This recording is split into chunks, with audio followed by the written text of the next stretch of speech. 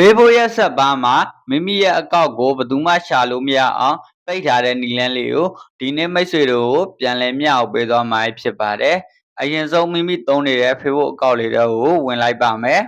။ Facebook အကောင့်ထဲရောက်လာရင်ဒီအပေါ်ဆုံးတောင်းအောင်မီနူဘာလေးကိုတစ်ချက်နှိပ်ပေးလိုက်မယ်။ပြီးရင်ကျွန်တော်တို့အပေါ်လေးကိုနည်းနည်းဆွဲတင်မယ်။ဒီအောက်က Setting and Privacy ဆိုတာကိုတစ်ချက်နှိပ်ပေးလိုက်မယ်။ပြီးသွားရင်တော့ကျွန်တော်တို့ setting ဆိုတာကိုထပ်နှိပ်ပေးလိုက်မယ်ဒီနေရာရောက်လာရင်အပေါ်လေးကိုနည်းနည်းဆွဲတင်ပေးလိုက်မယ်ကျွန်တော်တို့ဒီအောက်ကလူကောင်းတဲ့ပုံစံလေးပေါ့နော် How people ဆိုတဲ့ထဲကိုဆက်ဝင်ပေးလိုက်မယ်